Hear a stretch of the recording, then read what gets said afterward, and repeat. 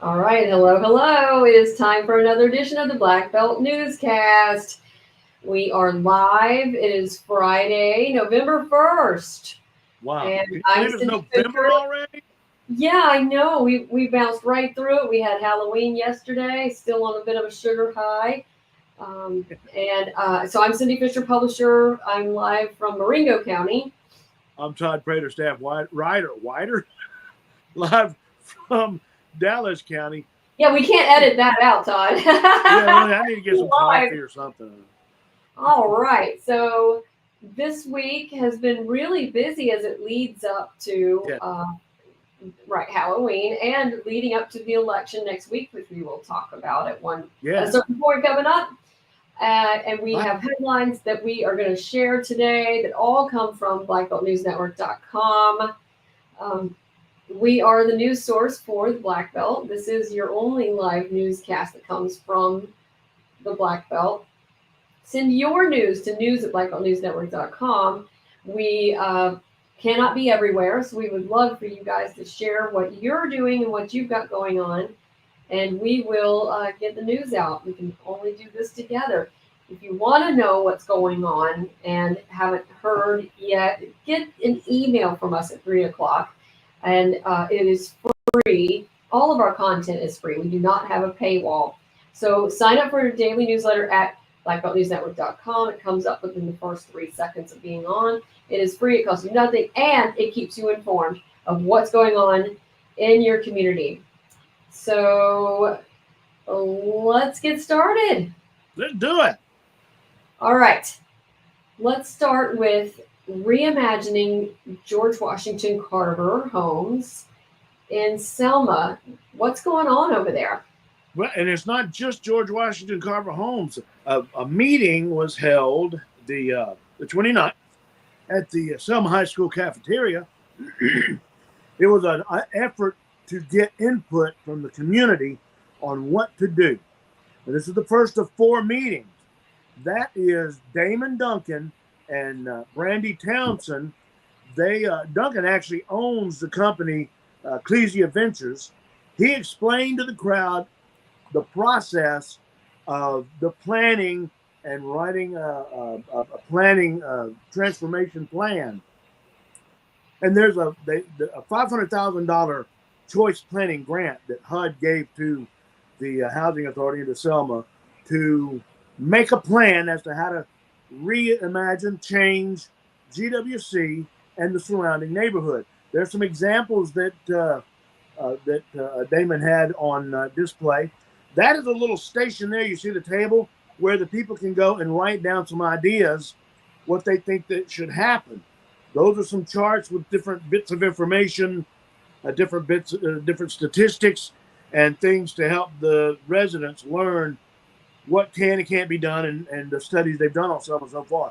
That's actually the area that's going to be affected. It's basically from the river up to First Avenue, from Broad Street over to Murray Foster, and then that little bit on the side. So it includes GWC and a lot more.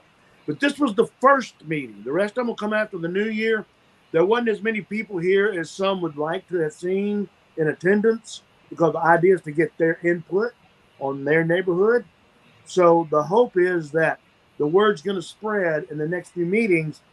There'll be a lot more people attending and putting in their ideas for what they want their neighborhood to look like. And they said it includes housing, infrastructure, and businesses. So it's not just the GWC, not just homes. It's a whole neighborhood. And it's a key area of Selma. It actually, they kind of call it the gateway because it leads to where a lot of things happened historically with the life of and there's a school across from it. A lot of important parts of this. And now they have to submit that plan, the transformation plan, and then from that $500,000, they get like a $50 million grant to actually do the work.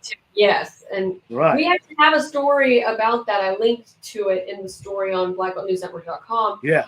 When we received that grant, and how many, I think it was 26 cities that we were one of, and it's not a lot. And we were the smallest city, I believe. Right. We were the smallest city to get it. So it's really exciting that we are being looked at and considered, but $50 million would really make a big difference. So let's see how it goes. Sure would.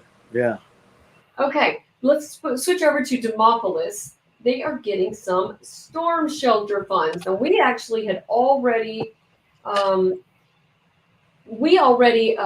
did a story about this in August, and it's $2.7 million that Terry Sewell helped them get. Now, they've been wanting to do a storm shelter in the basement of the Civic Center for years, and part of FEMA storm shelter. But it turned out that property was too old and flood zone area, so they shifted their plan to Theo Ratliff Activity Center, as you can see where Terry Sewell is during her presentation that she did this week, and the city switched it over there. And being a community center, they actually will build a building next to it that will be what will be the storm shelter, and it will have a commercial kitchen, which would be very helpful because they don't have the capacity. They will have now capacity to feed a lot more people, including perhaps school children, when they are not in school, because that's really a time where food insecurity really kicks in. So it's a really great plan. She had a lot of great dignitaries there, the mayor and the city council members were there to accept the check. And so it was a good day for them. $2.7 million will go a long way for that. Yeah, it's could actually be an auditorium, a daily use auditorium. One of the things that Mayor Collins had said in the initial story was not only is the other building too old, but it would only be used if there was severe weather. This way, that $2.7 million will be used on a daily basis and when there's bad weather. So right. Yeah, because there's senior citizens use that site a lot. So it's going to be really great. Citizens and school kids every day. Awesome. All right, let's switch over to Selma University. Terry was busy this week. Yes, she presented a check to Dr. Angion for $750,000 to renovate and restore and renovate Foster Hall. And of course, Dr. Angion spoke and thanked her for that and explained that the Foster Hall is the oldest building that's still on campus. Was built in 1901 as a woman's dormitory. And what they're going to do is take this $750,000. They're going to renovate the first floor for meeting and classroom space. And then the second two floors eventually will also will once again become women's dormitory areas. But stabilization is part of the plan to begin with. They're going to stabilize the building and make sure that it's not going to get any more deteriorated, and then go in and do that first floor with this grant. And then they're going to be looking for more monies to help. He was talking about how some of the other buildings on campus have already gotten grants for work. That's Dinkus Hall right there, that roof work is being done already. In total, there's been $2 million that Selma University has gotten from the federal government in just recent months to do renovations and restorations to buildings on campus. It's part of what Dr. Angion's been doing since he got there. He's done some wonderful work since he's become the president of the university there. Which he was installed last week. We had video. Right. Of him. Yeah. We reported that. Yeah. It's a busy week for Selma University. Yeah. Hey, let's switch over to Perry County. There is talk of wanting to grow the prison program that is out of the Perry County location there in Uniontown. And so it was the Alabama Bureau of Pardons and Paroles that met with lawmakers this week to consider funding expansion of inmate rehabilitation programs. So this one that they do, they've already graduated 300 so far, and they've shown that there was eliminated recidivism. So they were not returning to prison. So not one of the graduates has been back in prison. So they're finding that it works. So this was a reach out to say, help us fund and expand this program. They've even, their graduating class right now has 60 inmates coming out of it. It includes substance abuse treatment and job training. And those are kind of real important things because a lot of the folks also have been incarcerated for a long time. So they do a lot of guidance and kind of safety net for those so that when they do get out, they are more likely to be successful. And this is video from when they opened in April of 22. Right. I got a chance to get an inside look at what they had done because it was a prison, but now it's inpatient. Let's see, residential, where they for parolees. It's a really great idea, and got to do something. It doesn't work if you don't. So anyway, that's going on in Perry County, and there is a push to grow that program. And some of the Dallas County prisoners, because of our prison in Dallas County is not done. Right. A lot of the Dallas County prisoners are in there. In jail. The difference jail and prison, but our jail got destroyed in the tornado, but it's being fixed. And so, yes, we have had ours through a partnership, our jail inmates. Okay, let's switch over to Selma again for a minute. Foot Soldiers Park. They've been doing a lot of work out of their property over at near GWC, actually, right next to GWC. But this is at the Selma Times Journal building. So a nonprofit that is affiliated with Foot Soldiers Park bought that building a couple of years ago. They've been working on it. Now, you pass by it going like, what's going on in there? Well, they've been renovating it. They added this auditorium so that they could fit 2 to 3 tour buses worth of people, so that this is all about keeping our tour bus people in town, because they generally come, they see they walk the bridge, and then they leave. But, as the STJ building, which is now owned by them, STJ is actually on the 3rd floor, I believe. They lease a floor of it. Right. But Reflections Coffee Shop opened next door, which is also a really great spot to stop when you're in town for tours. And so it's a really neat location. I think it's interesting that, the newspaper is now is owned by this building. Foot soldier related civil rights importance location that is going to be such a great spot and stop, because Water Avenue and Broad Street, where it is just a key spot to see all of what we have to offer, including the beautiful river. Yeah. Yeah. All right. Let's switch over. So Head Start had a program that you got to go to. It sounds really cute. Yeah, it was fantastic. There's Michael Johnson and Head Start. Dr. Tequila Monroe explained that she's the Head Start director, that they wanted to show the importance of male role models, and this is through the community, the Black Belt Community Foundation.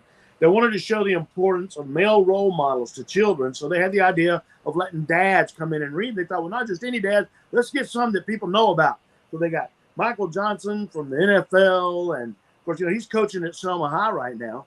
They also had Coach Leon Day, Selma High coach. He came in and read, and 4 of the firefighters, Lewis Ward, Brandon Johnson, and Lieutenant Darren Waters, he came in and read to the kids as well.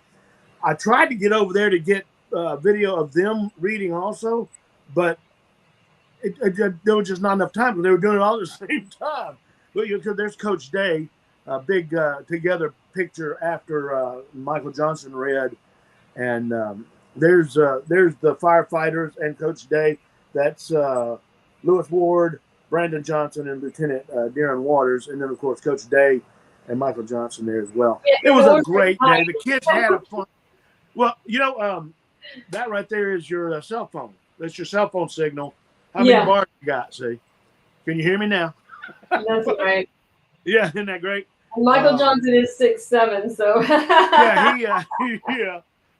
But it was a great experience, and to see the kids light up, and those precious babies light up and enjoy seeing folks like that coming in and spending time with them. It was a good thing. It's a good thing for them to do to let the kids really, yeah.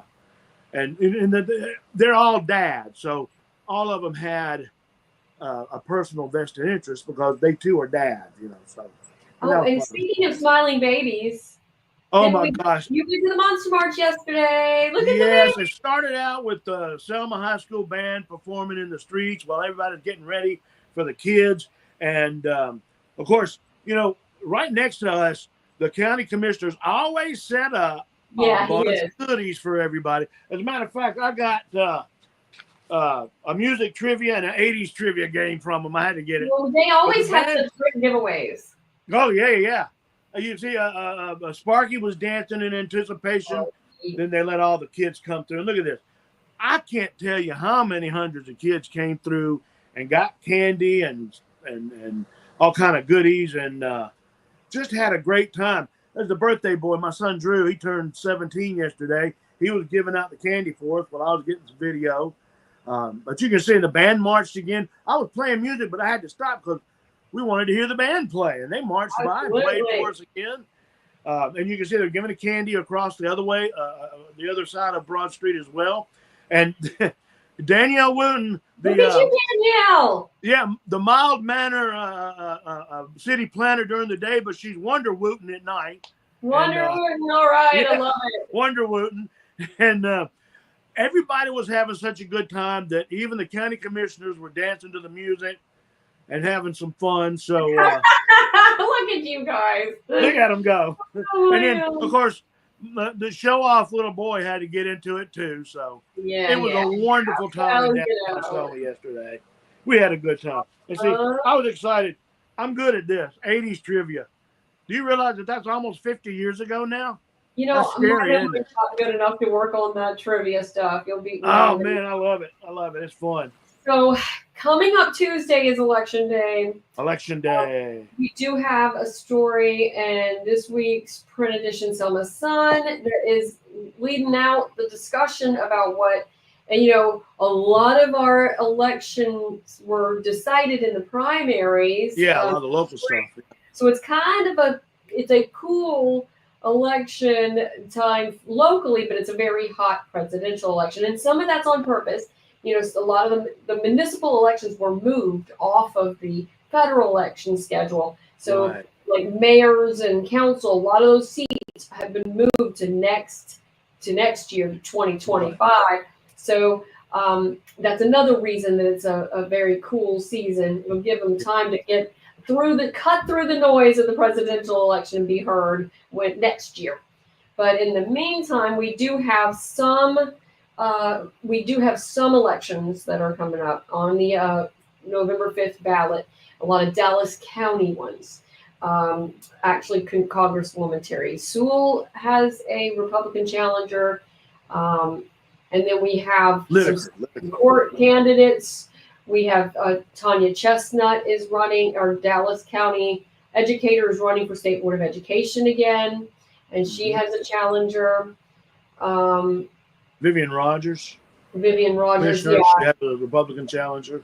We had a lot that were not opposed at all, like Jimmy Nunn was not opposed, so he would have been running this year, but didn't have to. So it is a interesting but kind of quiet. But we do have in this week's edition, Dallas County voters can find their polling place, find your precinct, and where you need to go in a voting list that came out this week. That's 41 pages, and you are going to be on there. I know I am. So you got to go find out where, if you need to find out where you're going to vote, that is the place to go. We also have, and let me show the election hub. I'm going to, if I can press the right button, this one. So I did add an election hub to our homepage right here. So if you have any questions about filling out ballots, there's some answers on this. There's a really great story about poll workers. One of our newer freelancers documenter has is one of those poll workers and did a story on what it's like to go through the poll worker training, which is kind of fun. So check that story out. Otherwise, there's a lot of great information in our election hub right here, election hub. All right. And oh, yeah, I knew there was a button I needed to press. So Black Belt Roundup time. Yeah. We always have a lot of great things that are going on in the Black Belt coming up, but also newsworthy things we just want to mention.